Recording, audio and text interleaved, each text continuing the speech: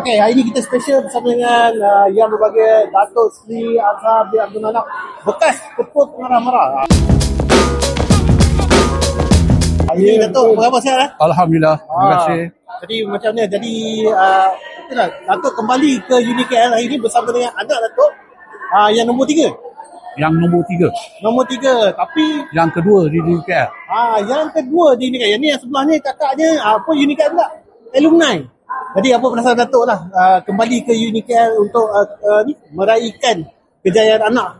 Pertama sekali saya mengucap kepada Allah Subhanahu Wa Taala kerana dengan izinnya hari ini saya dapat hadir dalam convocation anak saya yang belajar di MIT dekat diploma, dan kembalinya saya pada UniKL pada ini adalah sebagai tetamu, kerana sebelum pada ini sebagai Pro Chancellor UniKL, tetapi hari ini sebagai bapa kepada anak.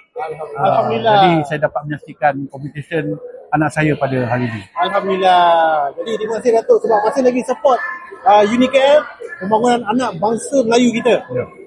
Jadi tahniah juga pada ni, tapi ada kemungkinan akan datang balik lah sebab dia nak degree pula kembali kan? Ya, sekarang ni dia sedang melanjutkan pelajaran peringkat ijazah di UC Kuala Lumpur. Ya. Alhamdulillah. Semoga berjaya. Kakak dia tak sambung?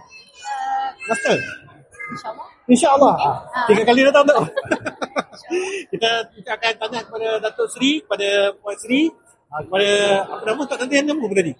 Nama apa kan? Tak sedikit kata-kata untuk adik-adik yang nak masuk UniKL, awak apa perasaan lepas dah habis belajar ini?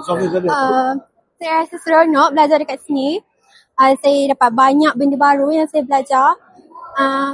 Pada adik-adik, sampailah ke UniKL, best. Ya, terima kasih Datuk Seri, terima kasih Puan Seri. Terima kasih. Tahniah. Terima kasih. Kita makan malam sekejap lagi. Okey. Right.